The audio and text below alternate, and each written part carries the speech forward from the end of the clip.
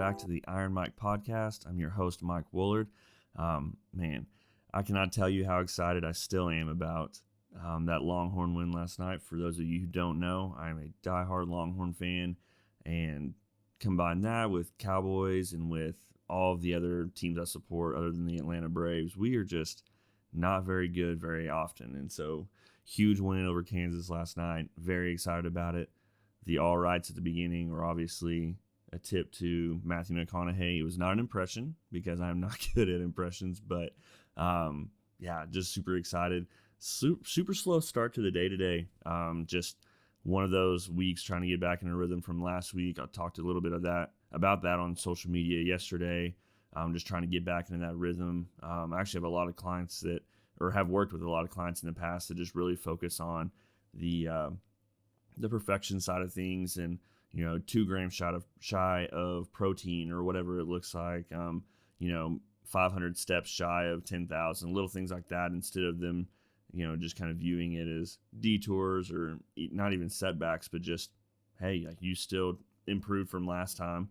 But they kind of see that as a failure. And so that's kind of one of those weeks for me, is just trying to get out of that funk, get back in a rhythm. I'm late on recording this podcast. I'll either have to go to the gym late today or not at all. So we'll just kind of see how that unfolds. But, that's okay. This podcast and creating content is part of my job just as much as working out and things like that, and have clients in a bit and meetings and lunches and things like that. So, just a little bit of a late start today, but just kind of wanted to touch on that perfection side of things, that, perfection isn't achievable. I talked about even the beginning of last podcast of, that setting up that barrier that just keeps us from doing what we want to do. And even sometimes is an excuse to not do things, or an excuse for things to have not happened the way we wanted them to. So all that to say, I won't rant like last time, but I'm right there with you in the process of just trying to shake everything off, get back to work, put my best foot forward.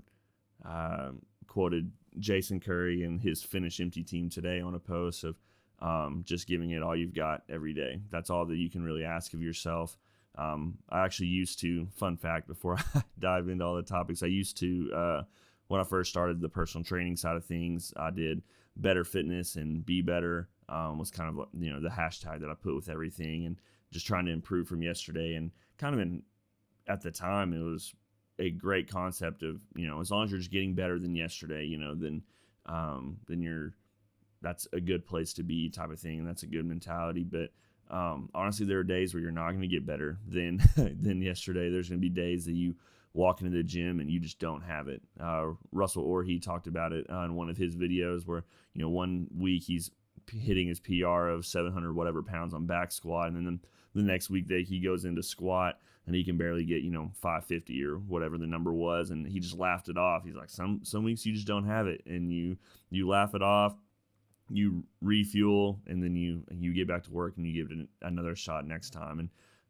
And so I kind of thought about that Be Better concept, and just didn't think that it really fit as far as just a day-to-day mindset. But on top of that, just even from a biblical standpoint, we're not called to be better and to kind of push towards this perfection that doesn't exist.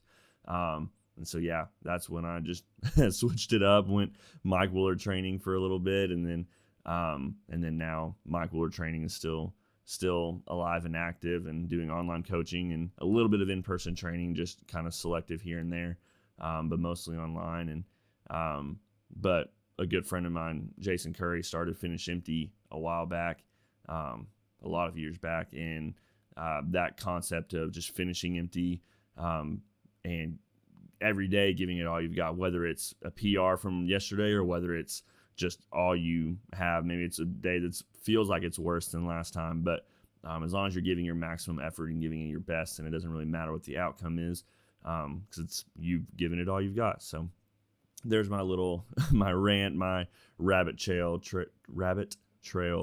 chasing for today. A couple topics I wanted to talk about today. The first one was just kind of what workout split is best for you. I think that's super important, and a super common goal that I get asked a lot, trying to figure out which sort of how many days a week do I need to be working out? What rep ranges to be in, things like that. So I think the first question you have to ask yourself whenever you're trying to figure out what workout program is best for you is just kind of what your goals are. Like, your goal strength, are your goals hypertrophy, so muscle building, things like that? Are you just trying to focus more on the fat loss? Are you trying to, run a marathon or run a half, whatever? So cardio is a little bit more of your goal, a little more of your focus. Those are the first questions you have to answer, because the type of program that you run drastically changes depending on that answer. If you've got, 30 minutes to get a workout in, but you're trying to get stronger, it's possible, but with strength, a lot more rest time and a lot more recovery, things like that. If you're trying to lean out but also get strong, but you're also trying to build muscle, but you're also trying to be cardiovascularly fit, if you're trying to do all these things at once, they kind of have contrasting contrasting needs that have to be met. So whether it's cardio and fat loss, you've got to eat less, but then strength and hypertrophy, making sure that you're recovering, making sure that you're building muscle efficiently, things like that, you need food for. And so it's kind of tough, and that's why you normally see people running in some sort of a bulk for an X amount of time, purposefully eating in a caloric surplus so that they're building muscle efficiently and they're recovering efficiently and things like that. And then once the body fat creeps up a little bit higher than they would like, then that's when you kind of implement a fat loss phase. Because during a fat loss phase, you're going to lose some muscle, and during a surplus, even though you're building muscle, you're going to inevitably, your body fat's going to go up at least a little bit. There's ways to kind of control that and minimize it, but the closer you ride that middle line of kind of trying to do everything or doing both, and you can minimize one side, but it also kind of minimizes your results on the other side as well. So that's the first one. I like to ask my clients, and even ask myself whenever I'm setting up programs for myself, is kind of what's the end goal for me right now. So for this year, it's really more of just a muscle building phase for me. Just getting consistent habits in the gym. It's kind of been on and off even ever since I moved to Northwest Arkansas. It's been a lot of solo workouts. It's been a lot of having to kind of push myself. I'll work out with clients, here and there, just to kind of get the just have some sort of a push or a spot, and things like that, and have some regulars at the gym. But for the most part, it's kind of been me programming on my own, kind of pushing on my own, up until here lately, when John and I became business partners and started working out together. But 3 years prior to that, it was a lot of just working out by myself. And so that is always what I have to take into account, is kind of what's my current goal. I went through a strength phase last year, and got a lot of good results, but my cardio really took a dip. And so this year it's been a little bit more of trying to get back into a little bit of higher rep ranges. So 6 to 15 reps kind of is where I stick on pretty much everything, unless I'm doing some sort of a drop set, just to kind of increase the stimulus for that particular muscle group. But for the most part, it's keeping shorter rest times, things like that, trying to get in and out. I'd like to hit the weights and then get my 20 to 30 minutes of cardio in an hour and a half, 2 hours. But a lot of people don't even have that amount of time. You've got 45 minutes to kind of get in and out. So that's kind of another one of the questions that you've got to ask yourself, is kind of what's your time frame that you have to work with. If you've got 30 to 45 minutes or less, circuits, supersets, things like that are really going to be the type of workouts you want to run. And there's still caveat here for the entire thing. It's kind of got to be whatever you prefer, whatever is sustainable for you, whatever you enjoy. Those are the things that are really going to kind of help you be able to stick to whatever program you're doing. If you hate hitting legs, but you're doing a push-pull leg 6 days a week, so you're hitting legs twice, it's more than likely not going to be an optimal program for you. If you already don't like hitting legs at least once a week, doing it twice is not going to be fun. But depending on, if you're going 6 days a week, full body may not be the best program for you, unless you're just super meticulous in specific in the workouts that you choose. Because doing full body 6 days a week, now you have to run the risk of overtraining if you're not specifically setting up your program how it needs to be. So for me personally, and even setting up workouts for my clients, it usually kind of falls within, if you're doing 3 days a week, I do pretty much full body, hands down. If you're doing, some sort of a Monday, Wednesday, Friday split, and Monday is, chest, shoulders, and triceps, and then Wednesday is back and biceps, and Friday is legs. They're going to be really long workouts to kind of get optimal results, unless you're just super beginner in the gym, and so you're in doing any sort of stimulus is going to breed results. But beyond that, if you're intermediate to an advanced lifter, 3 days a week doing full body, or doing 3 days a week, I wouldn't do anything other than full body just to make sure that you can hit everything adequately. That way you get your big lifts, on Monday, Wednesday, Friday, but then you can do a bench press into, something for hamstrings, into something for biceps, into something for triceps, and then kind of move on to the next day, whatever that looks like. If you're doing 4 days a week, that's usually when I go to like an upper lower rest day, upper lower. So you're working out Monday through Friday. You get to hit upper day. I've got some clients right now. Right now I have a few clients that do 4 days a week. And so I'll do like an upper strength day and then a lower circuit day. So you've got the heavy stuff and then into just a lower body, but a little bit more high intensity. And then you get a rest day and you do an upper circuit and then a lower strength to kind of cap off the week. And then you got the weekend to kind of recover, refeed as you need to, make sure you get your food in type of deal before you start it back over. So I have a lot of clients that I have that kind of prescribed for. You don't have to alternate between strength and, circuit or do anything like that. But I just like the upper lower splits, because it allows you to still hit, full upper body kind of twice a week and full lower body twice a week. 5 days a week is when it really kind of, the variety can kind of kick in, whether you want to do a body part split or a bro split, as some people call it. If you want to do full body, a push pull leg, and then an upper day and a lower day. Right now I'm working out 5 days a week. And so I do a hypertrophy coach, Joe Bennett. He works with a few bodybuilders that compete for Mr. Olympia and things like that. And so I'm running one of his programs right now, or at least the concept of it, which is push-pull legs, and then that upper day. So on Thursday, I do basically a chest and back day. So some supersets in there, a little more high volume. That Monday, I've usually, eaten fairly well throughout the weekend. Fairly well as in a lot of food, much more than I should, trying to diet down. And so that Monday, being able to come in and hit a heavy bench press, all that food usually gets put to use. But I'll do a push-pull leg, chest and back on that Thursday, and then Friday is usually arms. It gets me in the gym. I enjoy hitting arms. Who doesn't? And so it gets just to kind of really up the stimulus on my arms, since they're a pretty quick recovering muscle group. And then if you're doing 6 days a week, usually you're going to do some sort of a push-pull leg. And you can alternate between heavy and lighter days. Jeff Nippert has a really good push-pull leg program that I've run quite a few times over the years. Then it's a 6 day a week one, and it's thoroughly enjoyable. And then again, kind of the caveat to earlier, that weekly volume is kind of what matters in the end. So there's a lot of people that really kind of hate on the bro split or the body part split, doing chest and triceps on Monday, back and biceps Tuesday, legs Wednesday, shoulders and abs maybe on Thursday, and then arms on Friday. That's kind of your typical just body part split, that you're hitting everything. And so the rhyme or reason, even what I kind of preached by for a while, I was a huge advocate for the push-pull leg split. And just 6 days a week, you're hitting every body part twice. And I kind of learned about muscle protein synthesis and kind of what heightens it. And so when you hit chest, it spikes basically for 24 to 36 hours is kind of this heightened muscle recovery, muscle building phase post-workout. And so in my mind, and in a lot of people's mind, push-pull leg was the best split, because you'd hit push day, so chest, let's say on Monday, you'd hit back or whatever on Tuesday. And so right towards the end of that back and bicep day, and even going into leg day, that's kind of like 24 to 36 hours that your chest should be fully recovered. So by the time Thursday rolls around, it's ready to be hit again. And so the thought was, okay, if you're only hitting chest once a week, if you're only hitting chest every Monday, then you're not getting adequate results, and you're leaving a lot of gains on the table, the other 5 days of the week that you could be hitting it again.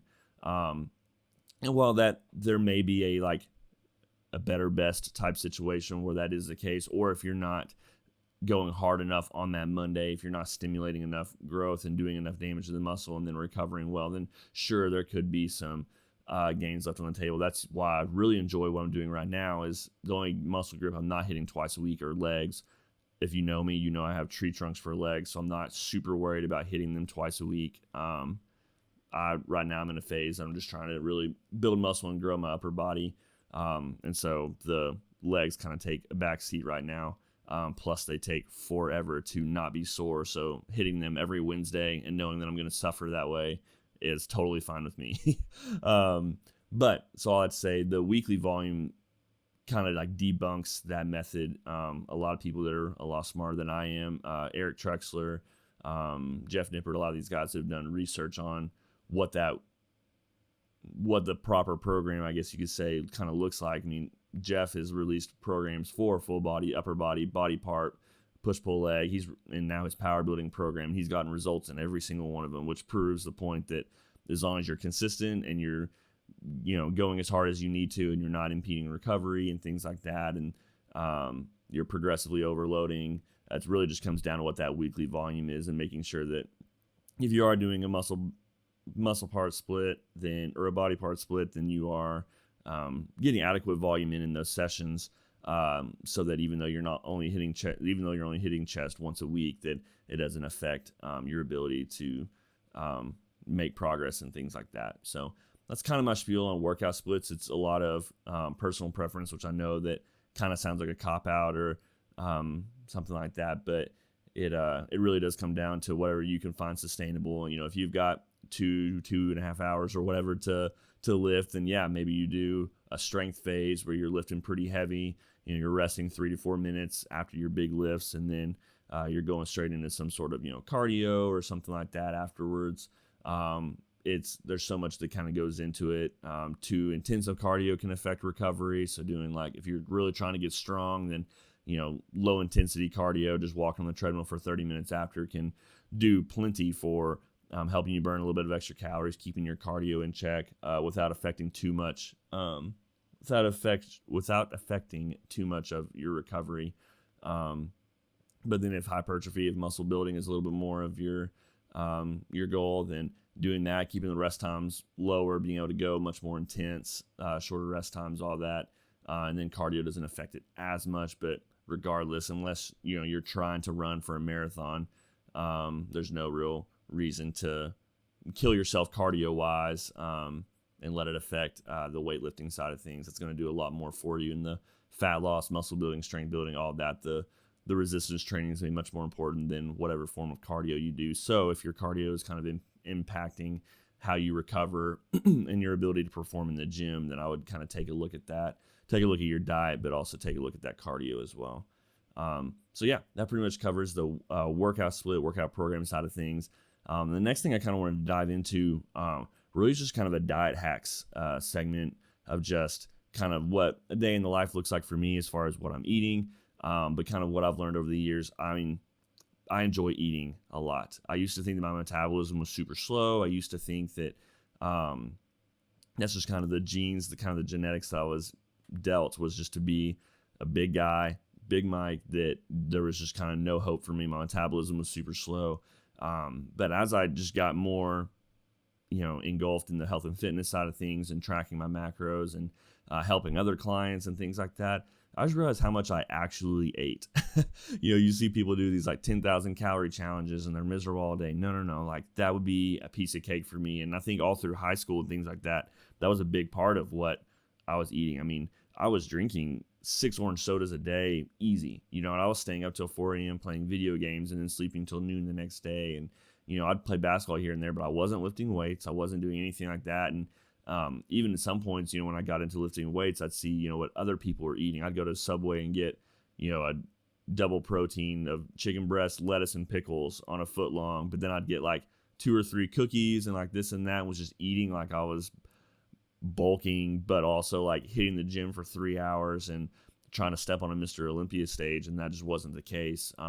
So I'd say my metabolism wasn't slow. I was just eating 6,000 or 7,000 calories a day without even really realizing it. So the fact that, I only gained the weight that I did showed that I guess I was, decently active. I mean, I got up pretty big, but it was just a slow, steady burn. It's not like it happened overnight. But anyways, all I'd say with how much I enjoy eating, it's very difficult for me to deny snacks and things like that and eat cucumber slices or, lettuce with fat-free Italian dressing and just try to like fill up on those sorts of things. Like I still love normal foods and I still eat those and track those sorts of things. So that way it kind of finds a balance of if it fits your macros, but also knowing what I can fit in, what's going to keep me full longer, things like that.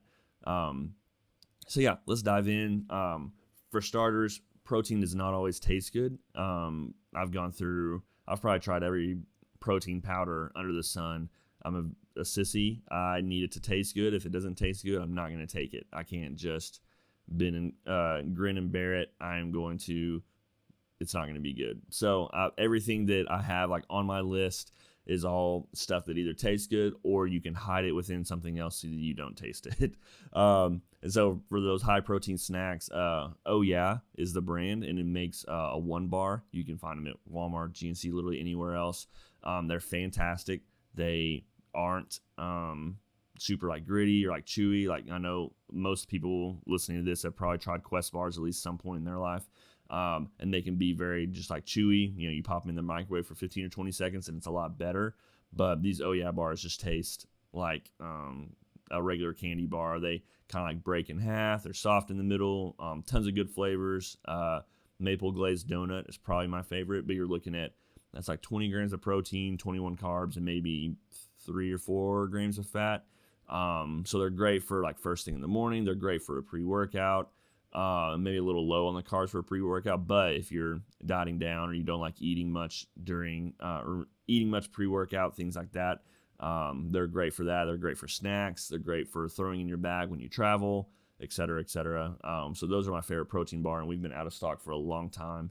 So I need to get some more. Dan and Light and Fit Greek yogurt. The strawberry cheesecake flavor is my favorite.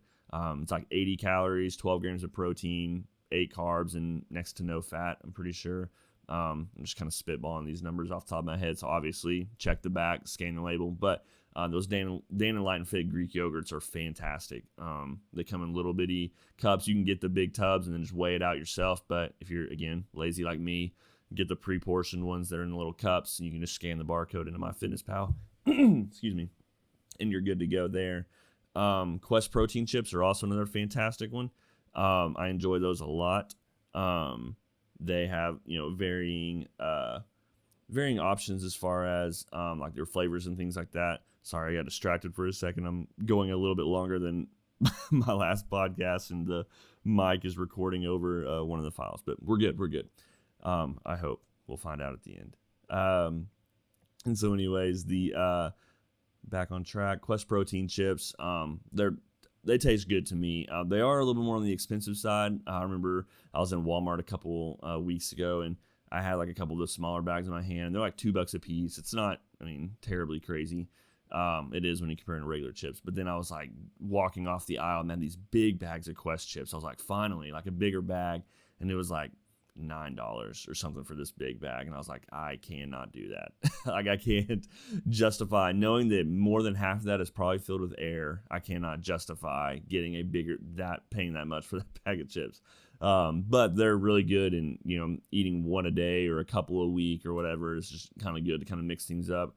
You can even crush up, like they have like a ranch flavored one, or even like a taco salad like flavored ones. Those you can crush up on some sort of other meal, just to get a little bit more protein in there. The Quest protein chips are like low carb and low fat. They're almost just straight protein. Fairlife, you heard me talk about so much. The Fairlife milk has great macros. The protein shakes have good macros. They even have a Fairlife ice cream that has the consistency of real ice cream, so it's one of my favorites. To be able to substitute, it'll never fully replace Ben and Jerry's, but it at least gets close compared to some of the others. I'm not a big Halo Top fan and ice creams like that. They don't ever fully freeze, and they have a weird kind of texture, and so not my thing. But anything Fairlife, they do Core Power, those protein shakes that are pre-made at the gas station, those are fantastic too. But yeah, you can't go wrong with any of the products that they put out. Certain beef jerkies, I got one the other day, River Valley or something like that. I just found it at a random gas station. I don't recommend beef jerky very often. It's got, high protein, but sodium's usually pretty high, as well as the fat content. This one in particular was a little more dried out, which I prefer. but did not have it had barely any fat in it. So it was almost just straight protein. So it was a lot more easy to fit into my macros. As far as high volume snacks that aren't necessarily healthy, goldfish will forever be in my macros, stocked in my house, eaten by me. The flavor blasted goldfish, I think 51 pieces is a serving, and so you're looking at like it's 140, 170 calories maybe, 20 something grams of carbs. Like it is very easy to fit into my macros, to get a paper plate, throw it on my food scale, and pour out however many grams of goldfish are in a serving. Sometimes I save enough that I can have 2 servings. I mean, that covers a full paper plate, and then I just eat super slow while I watch TV, things like that. Which, side note, the speed of how you eat affects a lot. Not only does it affect digestion, but the slower you're able to eat, drinking water in between bites, things like that, setting your fork down in between bites, those all sound super meticulous and really lame when like people are trying to like give you advice on that, but it actually really, really works. That water really helps fill you up. Taking the time to have conversation. I'm really bad. I talk before the food gets here, and then once the food's here, though, it's a wrap. I'm not talking to anybody. I am eating. I'm putting in work. And so that's something to really pay attention to. Making sure that you're eating slow. Give yourself time to feel full after you've eaten your first plate. Take 10, 15 minutes, whatever it is, just to let your food settle. All those things you were told as a kid before you got seconds. It really does help and lets your brain catch up to your body of, okay, no, we're full. We don't need any more. Or eating because you're bored, eating because you enjoy the taste, not necessarily because you're hungry. There's lots of little things you have to really kind of do a self-check to kind of keep yourself in check, just to make sure that you're eating for fuel, not for enjoyment. Honeycomb is another cereal that I try to keep in stock best we can. It's another high volume one that's not super high in all the sugars and everything else. I can get a lot of volume out of the honeycomb for not as much of calories and such. You can look on the back of like cereals and things like that. This is what I do, and I go to the nutrition label, and you look at serving size. They'll all pretty much have the same serving size as far as like 3/4 of a cup or whatever it is. But if you look next to it, it has the grams. And so for one cereal, Cinnamon Toast Crunch, for example, which is my favorite, the grams of cereal that equals like that, measuring cup size might be half of what, cornflakes or honeycomb or whatever is compared to. So like looking at that volume, like not all serving sizes are the same. That weight is different. So I try to find something that's high in the grams department while still being comparable in the calories side of things. And so I kind of compare all those cereals. So honeycomb's one that I like to have because I can get near a full bowl of while still kind of landing in that serving size.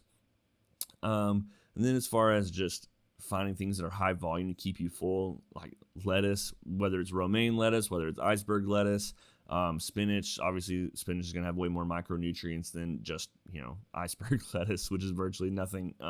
But low to no calories that you can throw on everything. When I was living with my roommate a few years back, we put spinach on near everything, or I guess under near everything, whether it was taco salads, whether it was just salads with fat-free Italian dressing from Walmart, whatever it was. There was just so much more volume. Broccoli is another one that's super low calorie, high in fiber, super filling, high in micronutrients as well.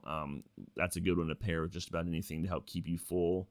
So those are my favorites, just to kind of beef everything up. If you're just eating rice and meat, which is usually what I do, having the veggie of some spinach, you can saute that and put it with your eggs. You can do a lot of different things with it, blend it up in a smoothie, and you can't even taste it.